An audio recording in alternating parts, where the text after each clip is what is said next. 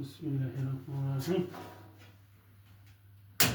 Yine bir 20 kilovatımızı koş jarayandamız. Bu 20 kilovatımızı cihazda o'rnatganmiz.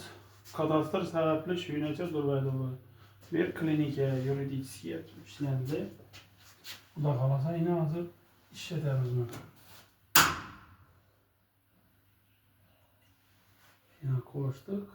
Yine bu yanında xudo xolasa. Bu yerda дополнительный kullerlarni ham qo'yganmiz sovutish uchun.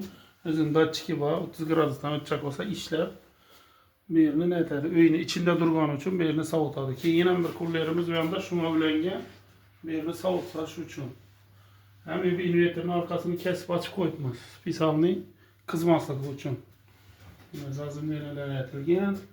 Shitni ichi polniy buzilgan yine. Predохранитель, uzib, hamma narsa bor. DC avtomatlari, zashtalar, kuller uchun отдельный avtomatlar qo'yilgan, kabel PV'dan foydalanilgan. Meni shunday etib tuzilgan. Berali beklanadi. Berlar beklanib, apshikka bo'ladi, xudo xolasa. Hozir bu yine sekund sanab başladı, 90 sekund pauza verdi. Normal holata o'tdi уже 1 kilovat. Bugun 13 dekabr yomg'irli havo, polni bulut qop-qorong'iligim bu. Yo'q, ko'payib boradi o qarshi.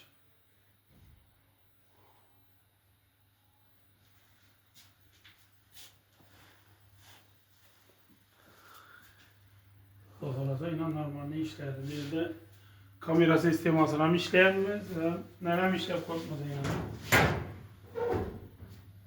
Qo'shini speed. Ukrim sistemani qo'yamiz.